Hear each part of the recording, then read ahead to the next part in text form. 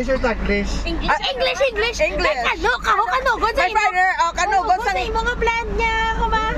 What can I say about Sikihor? Yeah. I think Sikihor is the next best island Next in to the Boracay. archipelago. Next to Next to Negros. Bantayan Island. Wow. Because the people What makes you say that Bantayan Island is the best island in the whole Philippines? It's nice, very clean. Wow. Oh, no. Hindi na ka mga bala. Pristine, clear water.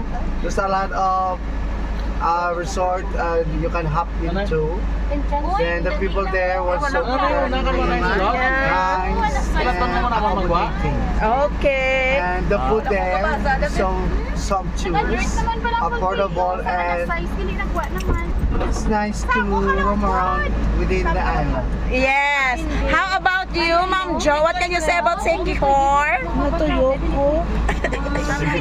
How about you?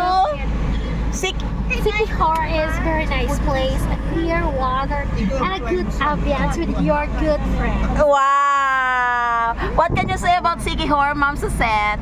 Sikihor is very I nice found me a farm. place.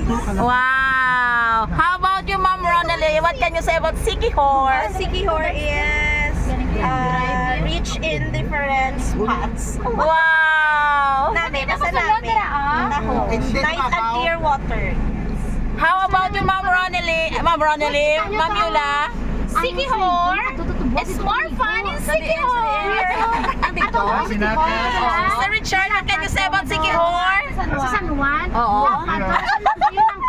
Sir, Sir, what can you say about Sikihor? Really miss Dito makadaan